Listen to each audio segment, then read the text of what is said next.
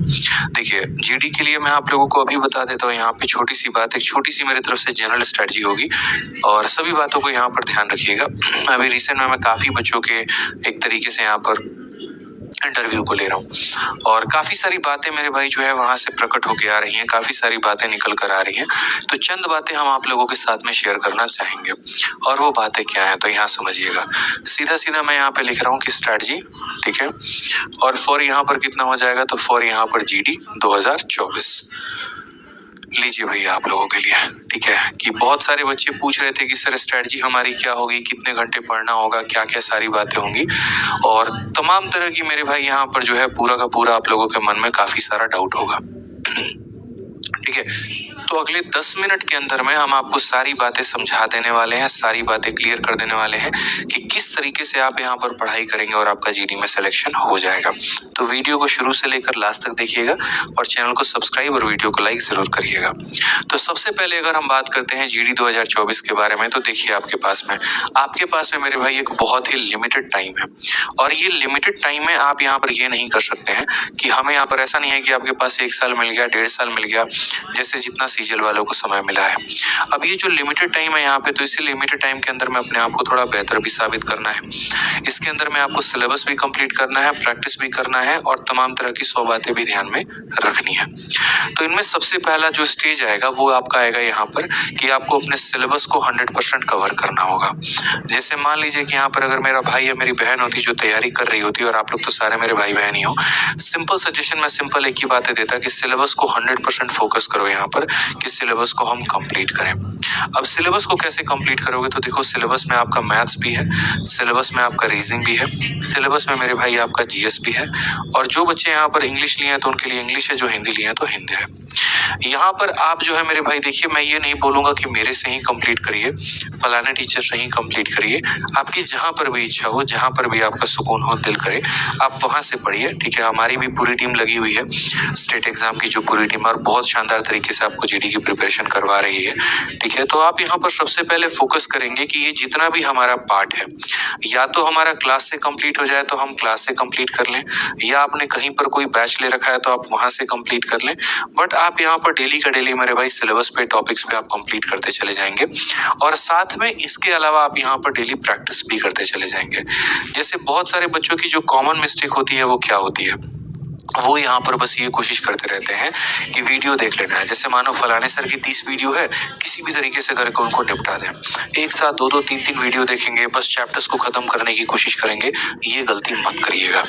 बहुत ज्यादा खाना खाना और बाद में नहीं पचा पाना, वो सबसे बड़ा नुकसान हो जाता है। तो आप यहाँ पर कोशिश करिएगा कि जैसे जो भी आप क्लासेस अटेंड कर रहे हैं, जहां से भी आप देख रहे हैं, आप उसको देखिए बढ़िया तरीके से, लेकिन उसके बाद में प्रैक्टिस भी करिए। जैसे मान लीजिए कि आपने यहाँ पर मैथ्स में धर्मेंद्र सर की कोई क्लास देखी, या फिर कहीं पर भी जो आप पढ़ रहे हैं वहां देखा आपने, तो जो भी आपने कोई टॉपिक पढ़ा आपने, तो उस टॉपिक का लगे हाथ आपको प्रैक्टिस कर लेना है। मैं आप लोगों के लिए जीडी वॉरियर की किताब भी लेके आ रहा हूँ, तो आप चाहे तो मैथ्स की प्रैक्टिस वहां से कर ले, या अगर आपके पास कोई प्रीवियस ईयर है तो आप वहां से भी कर सकते हैं, कोई इश्यू की बात नहीं है। बेसिक जो कमांड होना चाहिए वो आपका यहाँ पर ये होना चाहिए कि आप अपने क्लास को पूरा करो और साथ में उसकी वहां से प्रैक्टिस करो। ये बहुत इंपॉर्टेंट है। अगर आपने परसेंटेज पढ़ा है तो आपकी परसेंटेज की बहुत तगड़ी प्रैक्टिस होनी चाहिए, ठीक है। अगर आपने प्रॉफिट लॉस पढ़ा है तो प्रॉफिट लॉस की बहुत तगड़ी प्रैक्टिस होनी चाहिए। हर तरह के सवालों के ऊपर आपका कमांड हो। प्रैक्टिस करते वक्त में एक छोटी सी बात का आप लोग ध्यान रखेंगे कि आप लोग अपने नोट्स भी बनाते चलेंगे, कि वो बातें जो आप बार बार पेपर के दौरान में मेरे भाई भूल जा रहे हैं, वो बहुत महत्वपूर्ण है, ठीक है। तो इसी तरीके से कोई भी है, जैसे ये सारा सब्जेक्ट है तो अपने दिनचर्या को बांट दो, डेली शेड्यूल को बांट दो। जैसे मानो कि सुबह उठो तो सुबह उठते ही अपने डेली शेड्यूल को कम से कम 9 घंटे का बना लो, 8 से 9 घंटे का, और ये 8 से 9 घंटे में मेरे भाई फिक्स कर लो कि मुझे यहाँ पर जो है वो 4 घंटे मेरे भाई मुझे क्लास को देना है और 4 घंटे मुझे अपने प्रैक्टिस को देना है। ये 4 घंटे क्लास में देंगे और 4 घंटे क्या करेंगे, हम इसका प्रैक्टिस करेंगे डेली का डेली। अब ये 4 घंटे जो आप क्लास को देंगे तो उसमें अपने सब्जेक्ट के अनुसार आप जितना समय देना चाहें, 1-1 घंटा करके, या फिर किसी को 1.5 घंटा, किसी को आधा घंटा, उस तरीके से करके अपने क्लास को दीजिए और उसके बाद में यहाँ पर जो है प्रैक्टिस में भी थोड़ा सा समय दीजिए। ठीक है। कई बच्चे ऐसे होते हैं सिर्फ पढ़ाई करते रहते हैं, मॉक टेस्ट एकदम लास्ट में देते हैं। कई बच्चे ऐसे होते हैं जो सिर्फ क्विज लगा रहे होते हैं, पढ़ाई बिल्कुल भी नहीं करते हैं। ऐसे सिलेक्शन नहीं होगा। आपको मेरे भाई घंटे पे हिसाब किताब भी बराबर बिठा के चलना है, पढ़ाई भी करते रहना है, क्विज भी देते रहना है। और पढ़ने का तरीका क्या होना चाहिए कि हमें अपना 100% सिलेबस कवर करके चलना है। हालांकि एक एस्पिरेंट का सिलेबस कभी भी पूरा नहीं होता है, बट फिर भी कोशिश करेंगे। बेईमानी अपने साथ नहीं करेंगे कि 2 महीने का करंट अफेयर पढ़ लिए, बाकी का छोड़ दिए, 4 चैप्टर पढ़ लिए, बाकी का छोड़ दिए, तो इससे सिलेक्शन नहीं होने वाला है। ठीक है, जितने टॉपिक से पूरा करिए, सिर्फ आप नहीं पूरा भारत पेपर दे रहा है, समझ रहे हैं। लाखों की संख्या में बच्चे तैयारी कर रहे हैं, लेकिन वैकेंसी लाखों की संख्या में नहीं है, चंद हजार वैकेंसी है। तो इसलिए हम आपसे इतना बोलना चाहेंगे यहाँ पर कि मेरे भाई अपना पूरा दिन को 2 भागों में बांटो, एक क्लास भी लेना है और एक प्रैक्टिस भी करना है। अब जैसे मानो आप इतना करते चले गए, आपने अपना डेली रूटीन बना लिया और डेली रूटीन में यहाँ पर जो है आपने फिक्स कर लिया कि यहाँ पर जो है भाई मुझे इस सब्जेक्ट पे इतना फोकस करना है, इस सब्जेक्ट पे मुझे इतना टाइम देना है। ठीक है, अब वो डेली रूटीन के बाद में यहाँ पर क्या करोगे, डेली रूटीन में आपकी क्लास भी हो गई, डेली रूटीन में आपका प्रैक्टिस भी हो गया। उसके बाद में स्पेशल थोड़ा सा फोकस करके चलना है यहाँ पर स्टैटिक जीके वाले पार्ट में। स्टैटिक जीके के हो सकता है तो जितने क्विज हो सकते हैं उतने पॉसिबल क्विज लगाओ। जैसे मान लो अगर आपको कहीं टेलीग्राम पर क्विज मिल जाता है, वहां लगा लो, कोई एप्लीकेशन पर क्विज मिल जाता है, वहां लगा लो, कोई किताब में क्विज मिल जाता है तो वहां लगा लो।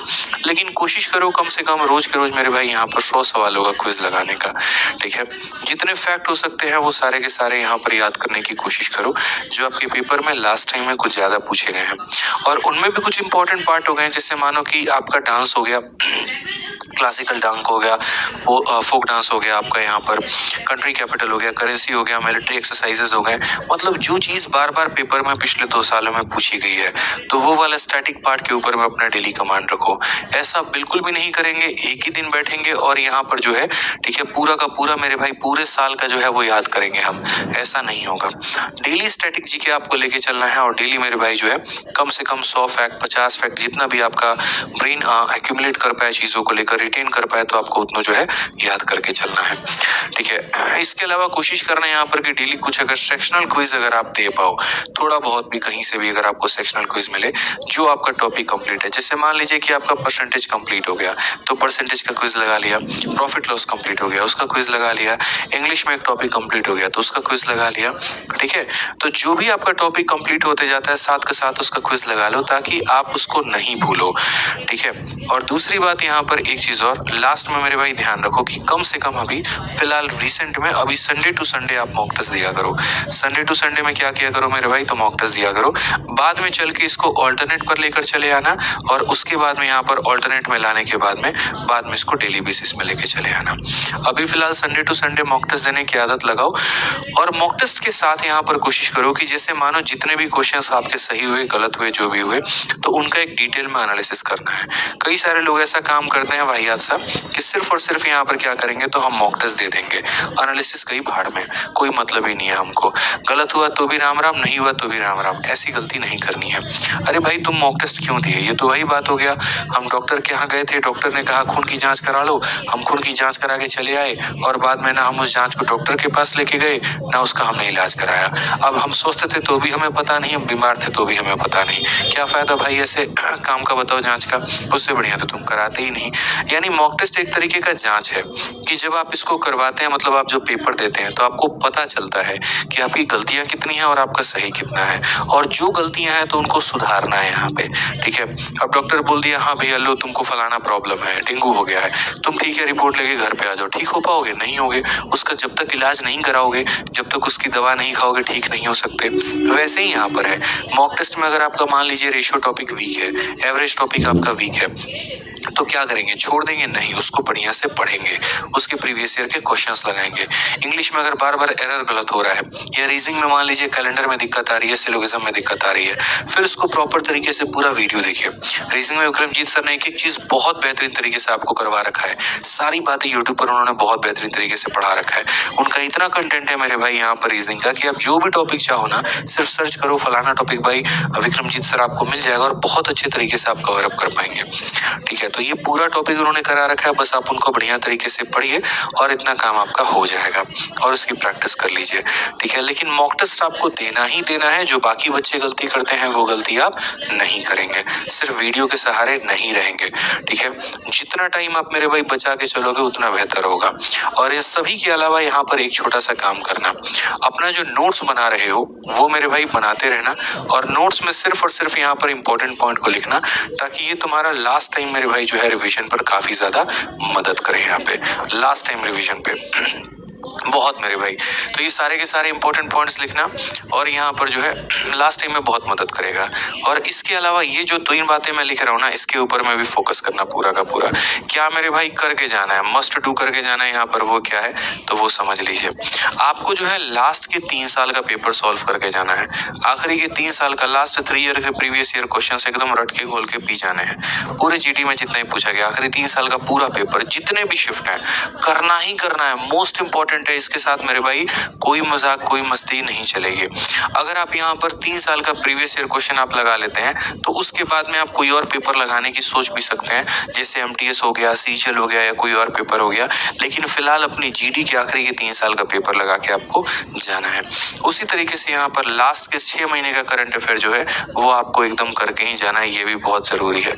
लास्ट के 6 मंथ का करंट अफेयर ये भी बहुत जरूरी है। उसके अलावा कम से कम मैं मिनिमम बता रहा हूँ 50 मॉक टेस्ट आपको देने ही देने हैं और 50 मॉक टेस्ट देने के अलावा इसका डिटेल वे में एनालिसिस भी करना है, ये मेरे तरफ से फिक्स है।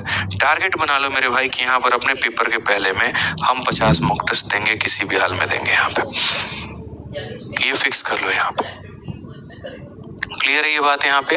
तो आखिरी के 3 सालों का प्रीवियस ईयर क्वेश्चन, आखिरी के 6 महीने का करंट अफेयर और कम से कम 50 मॉक टेस्ट और उसका डिटेल एनालिसिस, ये फिक्स कर लीजिए, लिख लीजिए कि आपको इतना करना है।